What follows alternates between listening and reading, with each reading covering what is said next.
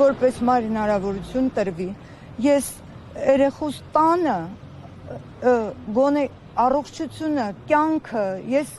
չվտանգվի հանկարծ, քննության խնդրում եմ ուղղակի, ես էդ եմ խնդրում, ես բաց նամակ եմ արել, հրապարակել իմ կողմից,